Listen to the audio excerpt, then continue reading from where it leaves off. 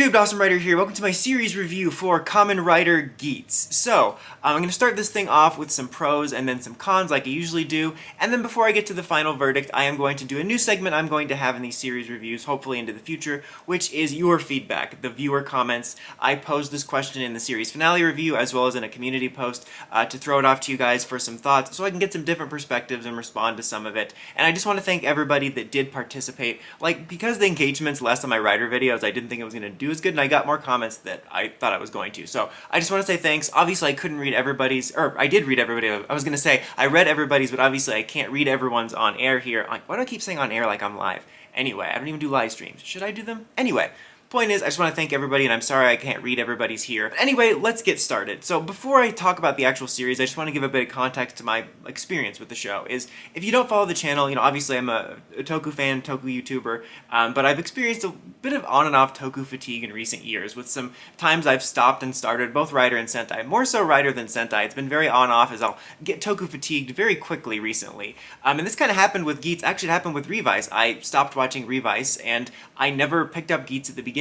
I actually wound up catching up around episode 10, and I really enjoyed it, but despite that, Toku fatigue kind of took over again, and so I kind of watched it back and forth a little bit until I finally sat down and did a big catch-up of around, 25 plus episodes, and I have to say that I wanted to give the context for this because it's one of the big positives about the series for me was how unique it was in many ways that kind of not cured my Toku fatigue but allowed me to be able to enjoy it again. And that's probably one of my number one and biggest takeaways is there was something unique about the series because of the way it was set up with the Grand Prix. There was often a change in status quo. Every time we changed the game, we would change the rules, the circumstances, the cast. There was rotating cast members, some reoccurring, some that would only be there for a handful of episodes. Honestly, I remember the one girl, I can't remember all of the Rider names because there's a bunch of them, but that was wearing the wolf mask. I thought she was going to come back later, and honestly I thought there was going to be more Rider characters that we met that got a little bit of time that were going to come back even just for a cameo or something. But regardless, my point for this is that it shook things up but also included enough of the classic Rider hallmarks that it was able to hit the buttons of things I enjoy about Rider and Toku but also do things differently, which kept me interested and kept me in a Toku mood and kept me wanting to keep up with the series after I caught up. And it hasn't worn off yet. I caught up on Revice. I'm going to be catching up with Gotchard, so I have to give that as one of my number one positives about the series was how unique it was. And also it had a lot of unique stuff in terms of the villains. Once you found, the setup in general was unique with the Grand Prix, and there was a lot of mystery around it. And like I said, it lent to unique structure and the unique aspect of the villains usually in Rider are, very much these developed, characterized things, and then Sentai will have the villains being these monsters of the week, and they kind of swapped during this time where Geats started out where the monsters you were fighting before we found out about the Grand Prix being the enemy were just very much Sentai-like, just cannon fodder, and then you had Dawn Brothers having very Rider-esque villains, which I thought was interesting. Anyway, the point was that was unique in general, but once you found out about the context for it, I think it got unique. I saw some mixed opinions about the reveal here, but the reveal that they were from the future and effectively watching it a show was so unique. I mean, the idea of it all being a show, like the Truman Show type thing, isn't necessarily a unique idea in all of fiction, but it definitely was a unique idea for Rider, and I think there was some truly unique ideas about it. I think it was just really cool and brought up about some really cool themes and ideas and characters. One of my favorite aspects of the series was the viewer characters and their perspective coming from this future that's basically this utopia where everything is known, so they don't have a lot of excitement, so they're trying to find excitement by viewing this stuff was really interesting. And I think they could have played that up more in terms of the themes of desire of what they desired was this excitement out of life. I think they could have brought that back more later. I'll talk about that more in the cons, but that was still interesting, and the way it presented differently in different people. First with Jin, who I thought initially was kind of a creeper character, but I wound up liking, effectively having this very meta role as a fan of Geats, wound up being really interesting and, like I said, meta.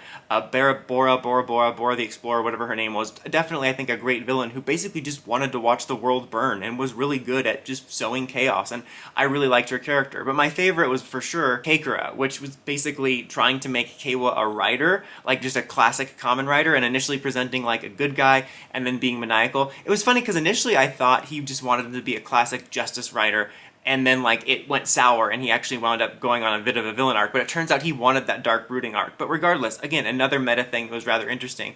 When I talk about some of the comments, I did see people saying the villains for the series were weak. I think they were more mixed. I think once we got to the staff characters, after a while, they were weaker antagonists. But I think in general, the viewers, mainly Babora and or Barabor, whatever her name was again, and Kakura were really strong antagonists. I think the idea of the viewer antagonists and the overall game being the antagonist was actually mostly strong for me because it was so unique and actually did present some unique aspects to it. Also, I just found the whole future thing fascinating. Like, I kind of wish we could have seen what it looked like, and maybe we will in future V cinemas, but I also don't want to see it because I like the mystique of it. Like, it's so far off in the future that they can do this crazy stuff of just rewriting all these different times and watching it. That whole concept of them being able to do these games in these different eras was so cool and interesting, and like, again, kind of disturbing where they view them like toys and can play with history like that. And you know, it's funny with the god concept, I have an interesting take on that because I thought there was something more interesting with that. I think that the god stuff I didn't like as much, but the idea of the characters in the future manipulating all this was super interesting. And also, like, you know, they had their own writer system, so I like the idea that writers are kind of like this known thing in the future that people like or admire. I want to touch on the characters a little bit, just talking about what I liked and whatnot. From the beginning, I really liked being able to get a sort of cool jerk protagonist a little bit, because we've had a lot of very samey protagonists. You either have an annoying protagonist or kind of this specialist boy protagonist, which isn't necessarily super annoying, but he's not really cool either. He's just kind of eccentric, and like everybody kind of worships his weird point of view. And, you know, in general, I don't like that character, but it's not even just about that. Like, I wouldn't want to see an ace-like protagonist every year. I just want a bit of a variety. And when you have this similar protagonist so many years in a row, they feel like they're cut from the same cloth. So just to get a different protagonist period was great, but I missed this type of character. And I think they balanced it out with Keiwa effectively being more similar to your modern-day traditional writer protagonist, also giving you very much Kabuto, Gatak vibes, in my opinion. I have to say, I do all around like Ace. I think he was a cool character, I think he was a good character, I think he had a good resolution, but I didn't feel as connected to him, or I didn't feel as invested in his story, or felt like his story and development made as much sense as the others to me, even though I liked having a cool character. Keiwa, on the other hand, I thought wound up, again, being a good representation of that more classic writer-protagonist from recent years, but being pretty likable in the sense that he was just really simple and wanting world peace like a, you know, pageant contestant, but also just a simple life. And it's funny, because there was a period of time where I thought he faded into the background, and just when I was thinking that, he got his, you know, Bujin arc, and it's a sick form, by the way. That actually wound up being pretty cool. A little bit mixed with some overreactions, but a nice unexpected twist that I almost wish that would have been cool for me, to have this unexpected twist at the end where you have like a character like Buffa that was primarily a sort of antagonist for most of the series become an ally at the end, and then have Keiwa become a villain at the end and actually commit to him being villain, sort of similar to Baron, although Baron had a very sudden heel turn. Regardless, I think that he got some good focus as sort of almost a representation of a more classic protagonist. I just mentioned Buffa, whose character I really liked. You know, it took me a little bit to warm up to him. I think in general he's kind of that character that you're just supposed to like because he's badass, and you do, but it just made it, like, less interesting. But I liked his overall arc. I am not a fan of, and I'll talk about this in the cons a little bit, of always needing to make anybody that was any sort of antagonist a friend of the main character, but I think Buffa's felt natural and it made sense. Like, and his motivations made sense in the sense that, you know, he saw the damage the Grand Prix was doing, that it did to his friend, and he wanted to stop it. And I think that was a pretty consistent through line. There was a time, like, again, it's funny, oftentimes in the series when I'd be thinking about something, the series would almost immediately address it as if it was psychically hearing what I was thinking. But there was a time I was like, okay, he should probably be a little bit more mad, or at least equally mad at the tournament, because he's more mad at the people. Like, yeah, you're mad at the people because they're feeding into the system, but then eventually he had this nice scene where he talks about how he's also mad at the Grand Prix for causing all this, which I think was nice and it was cleared up. And I liked that it was kind of presented like, you know, he was mostly an antagonist fighting against this, but then there was a time where Ace was like, look, I don't think you realize this, but you're actually more of a hero than you think. You don't realize this yourself, but you're doing this to save people from experiencing what you have as a participant and like as an outsider with what happened to your friend. And I think his arc becoming more of a hero was overall really well done, and like it kind of snuck up on me how much I wound up liking his character and how much it felt like it made sense, and it was done in a really naturally and well-paced way. But I gotta say, far and away my favorite character in regards to the main characters was actually Neon. She actually wound up having a really interesting story. I was worried about her character when we first got the like initial, you know, info, because it was like, oh, she's an influencer. I'm like, oh, they're gonna make her a poppy poo poo poo head character that's gonna be really annoying and on. And even when she did her live streams or whatever, she was never that type of character. But she, I think, was the most relatable and grounded character. In general, her motivation is, you know, just wanting to be loved for her, and feeling like she didn't have that was very relatable and good character motivation that you can sort of get behind, and it like made sense in the sense that she felt like her parents didn't really love her because they were just always, you know, controlling her, and that like the, you know, the love she got from her viewers was very superficial and whatnot, just like it is with you guys. But you know what I mean? I think that was really interesting, like in general. Like it wasn't like the most interesting, but it made her very human. But then the huge reveal that she was this character created by the Wish and that her backstory was fake was amazing. One of my favorite twists in the series, and it had very little to do with like the bigger machinations of everything, but it was a great twist both in terms of the plot and the character, and it made her such a fascinating character, and she got such great resolution to that in the journey afterwards. And I honestly thought her resolution was going to be finding like selfless love or unconditional love with her supporter, and she did to a degree. But I like that it actually didn't wind up just being that. Obviously, it came from her friends, but also from her parents actually accepted her. And also, I'm really glad that she got a power-up form in the series. And I have to give one random observation is I read when I was doing some little minor research for my Revice review that apparently like they considered or pitched doing a female protagonist for Revice, but they didn't because it's kind of risky for them. But then as a result, they wanted to have Sakura John be like a character that could prove that a female character could be interesting. And while I really liked her character, I think Neon was a much better proving ground for that, where I could see Neon being a main character of a Rider series. Not that John was bad in Ghost, but Revice, and I felt like most her character was about Aguilera. This isn't a Revice review, I'll say that for the Revice review, but I wanted to touch on that, how much I really like that. And again, I just want to reiterate that I really did like the viewer characters a lot. I think my two favorite characters in the series were probably Neon and Keikura, just for different reasons. Like, he was such an interesting villain, manipulating everything to make a Rider, and then such an interesting and relatable Rider character. Another positive I wanted to bring up was I think this was a really interesting approach to a large-scale Rider series. You know, it's different to a many Rider series. You know, we've had basically 3 many Rider series in a row, and it's been interesting, like, having watched this and then catching up on Revice, and then my last most recent experience with Saber, and they all have many Riders, and it was interesting to compare and contrast how they handled that, whereas Saber, honestly, I like Saber, I'll be honest. Like, I don't hate it as much as most people, but they definitely had a problem handling that big cast. And as I've said before in many videos, no matter how capable the hands are, when you have a large cast, you're always going to have characters get shortchanged. It's like impossible to get it perfect, and I think people expect that too often.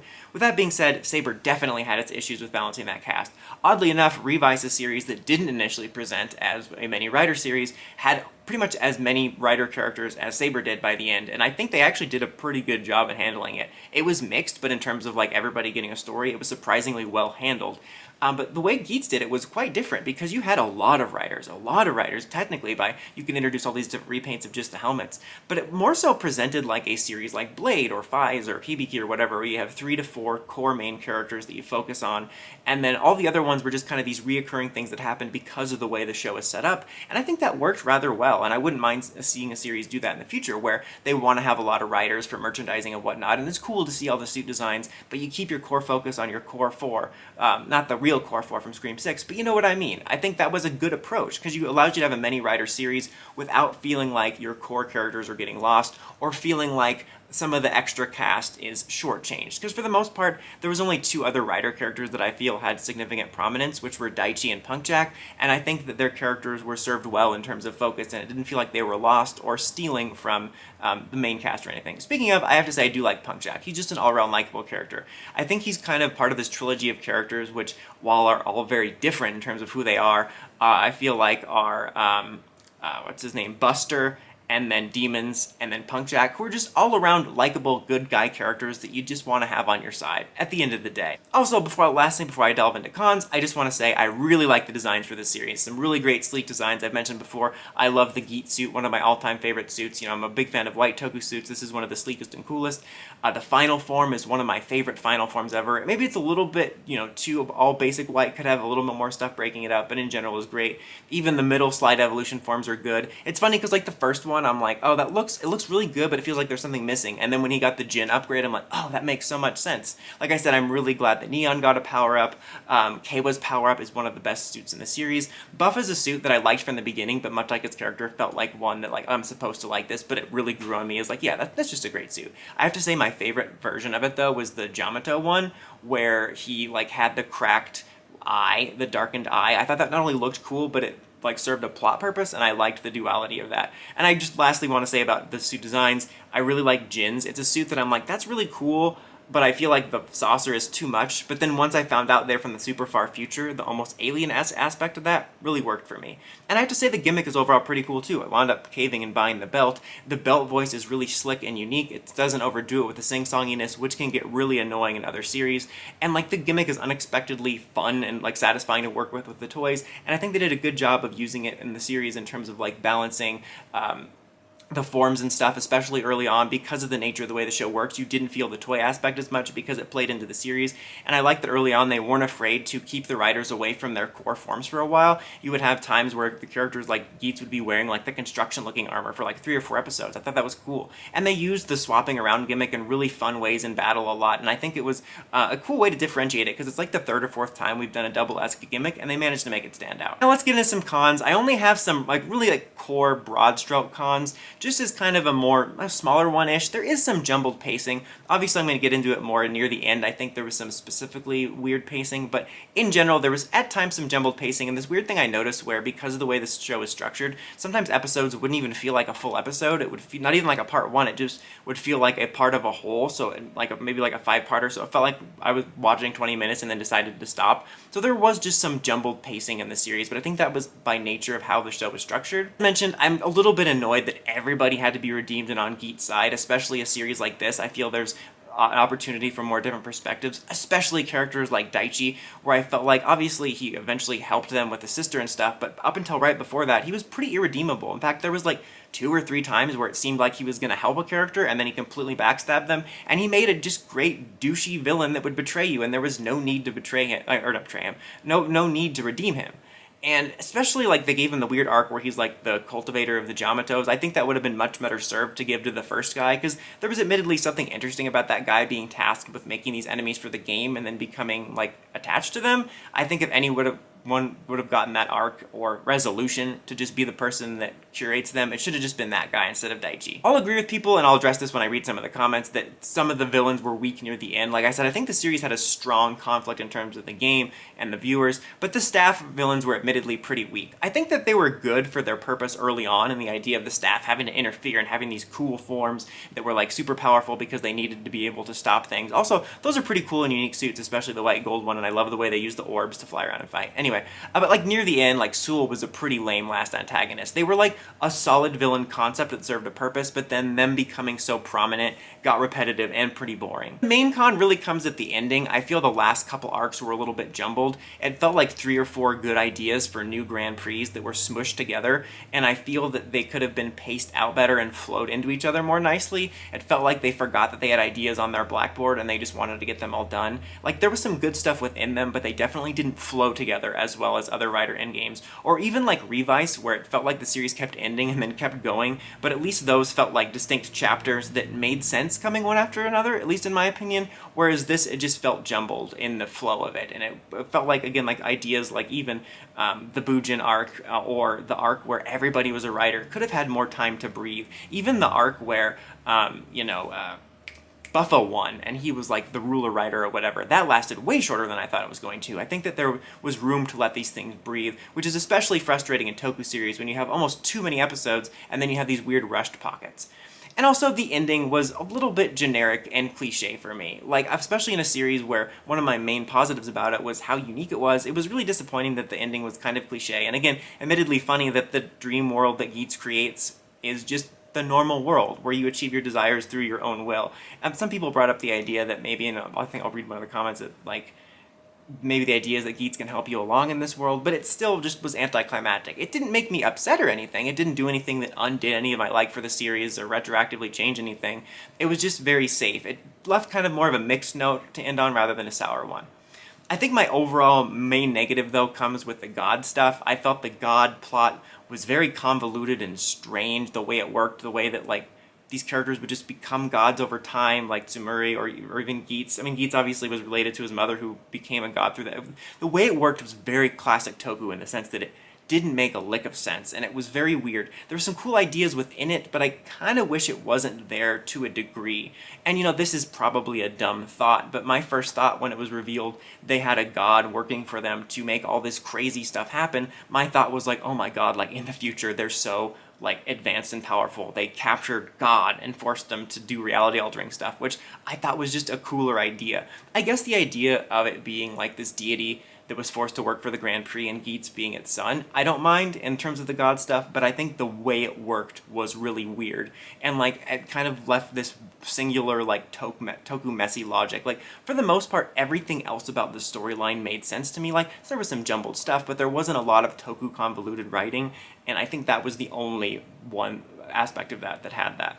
But now let's throw it off to you guys, and I'm going to read some of these comments and discuss some of these different points of view. Okay, so getting started on some of these comments, some of them I'll paraphrase on, some I'll have more comments than others, just I want to make sure things go smoothly and efficiently since this is kind of a long video.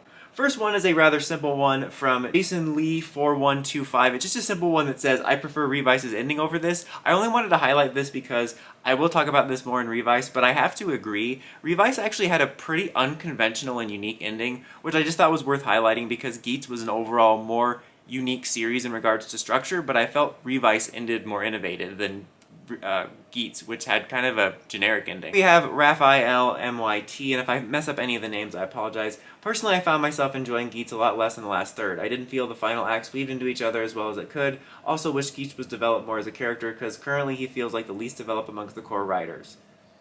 But I did like the finale, and I have to agree with this. Kind of echoing some of the points I said, I felt Geats felt underdeveloped compared to some of the other writers, and I do agree, like, some of the final arcs didn't gel together as well. I felt like there could have been more synergy between them flowing into each other and more time spent on them. At LAP Productions channel said, I really loved Geats. I love the way that the different arcs being different games of the Grand Prix. Really liked a lot of the main cast, and I'm very satisfied with how the characters ended with some exceptions. Keiwa is my favorite, probably a favorite writer of all time. That's interesting. I really liked Keiwa, but I don't know if he'd be a favorite of all time of mine. MK5552 says, Geats as a writer series is quite unique because it's take on old concepts like the Battle Royale from Yuki, but makes it its own. I love the writer designs and all the buckles and characters of the stories, but the final arc feels a bit rushed towards the end. I wish the show had more writer battles on screen, or writer-on-writer battles. I agree a lot about the own spin. I think there was enough writer-on-writer battles. I feel like there's enough of that in the series period. These idiots need to stop fighting each other, to be honest. But yeah, it was a really unique spin on this. Fernando Martinez 7795 says, I think Geats was incredible. This was my first Kamen Rider Geats I ever watched. It was my first Kamen Rider Geats I ever watched too. No, I think you meant it was your first Kamen Rider. So in my opinion, it's probably different from other fans. I thought the plot and character development was awesome. I really like the concept of Ace becoming a god. Very good ending for all the main writers. Give it a 9 out of 10. Interesting, first series to have for a writer series. It's not like it's completely the most unconventional one, but I'd be interested to see, how other writer series flow for you in terms of this one being a little bit different in some ways. The Big Cheese 4881 says, Geats was my return to watching the franchise since I stopped watching with Geo. It had a unique premise with lots of fun characters. Every character felt like they didn't overstay their welcome and had a decent story behind them. The one downside was the different arcs. I feel like they needed a few more episodes for each arc, and I think that could have been done a bit more with. Agree. Like I said, I think that there was some really cool ideas in the final arcs that could have been expanded on more, and they could have sort of stretched things out in the middle of the series a little bit. But I picked this one out because it was interesting too. Another person that kind of fell off a little bit and came back to Rider some more. Jordan John 117 says, I really enjoyed some of the forms felt more naturally integrated into the series. It probably mostly due to the Battle Royale setting of the show, but for me it was the first real upgrade of the series felt like Boost Mark II, especially since the others got to use the super forms. I agree too. It's kind of hard for me to keep track of the categorizations nowadays, because back in the day it used to just be like main, middle, final, and now you got like slide evolution and stuff in the middle. But I have to agree, like the Boost Mark II and then Geats 9 felt like the most normal, like natural, like, yeah, this is a classic Rider hallmarks, but everything else in terms of the way the power-ups worked felt unique and natural because of the game. Talcan24 says, my favorite aspect of the show was literally anyone could be a Rider, and that was reflected in the suits themselves, simplistic and even cookie cutter. And to me that really shows the progression from the first Kamen Rider to now. It makes me think of Spider-Verse and that we've come from a solitary hero to make sure that to a point where anyone can wear the mask. Again, I'm paraphrasing. And I love that Keikura was essentially a Showa Rider fan.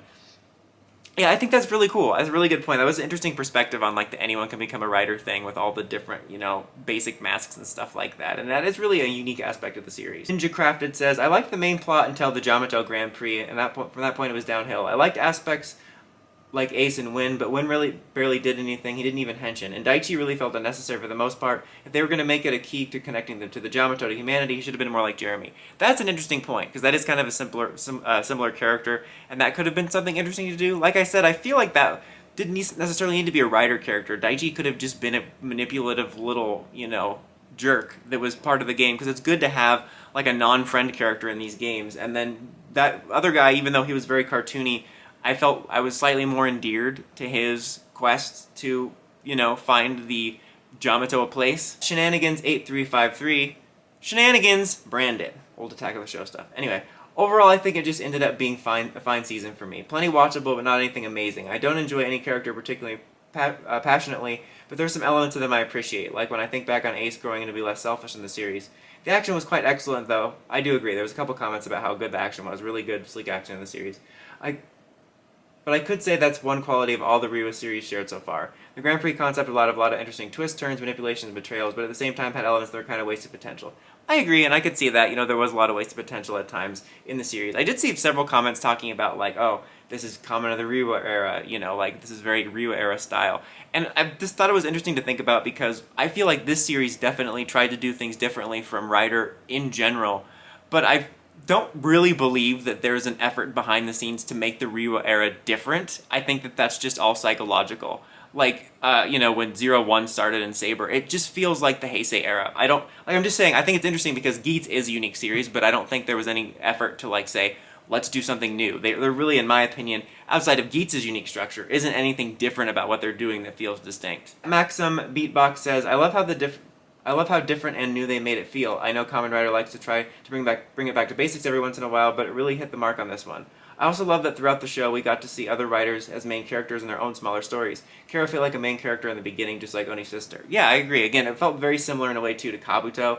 But yeah, every character kind of got their highlight. Like I said, it felt like at one point Keiwa was in the background, but then as soon as that happened, or I thought that, he was all of a sudden in the forefront again. Pedro, I'm sorry if I messed this up, Pedro Herniki? MK... 5ZI said, best Reiwa series but not without flaws. Positives, great cast, unique premise that differ from past seasons, super creative fight choreography. Negatives, lackluster villains, the only memorable ones were Barabora and Keikara. Also, sometimes they wrote questionable build-up for the plot.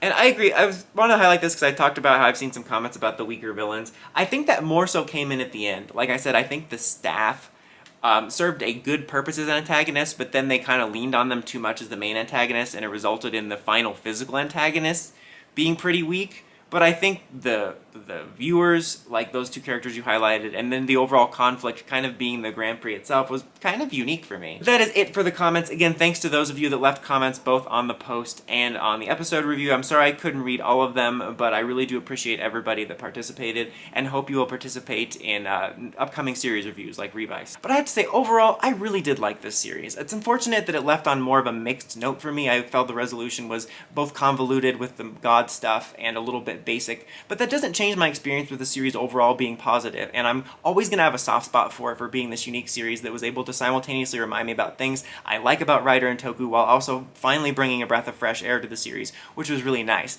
I'm going to have a hard time ranking it as a, kind of like with Build. Build's ending I really liked, but some of the stuff about its ending was mixed enough. Same thing with Kara Major, where it like left this weird last taste in my mouth that made the ranking difficult, because before that I was thinking maybe top 5, but I don't know. I'm going to try to do a ranking series soon. But I would overall give this series a 4 out of 5. I think most of the mixed aspects come in at the very end, but none of it was enough to upend the series. It just makes things a little bit more jumbled at the end, but the journey was absolutely worth it, even if the destination was a bit strange. But that's about it for this one, you guys. Again, thanks again. Until next time, don't forget to like, comment, subscribe, and climb the steps and ring that bell so you get notifications for my videos. Dawson Ryder, signing out.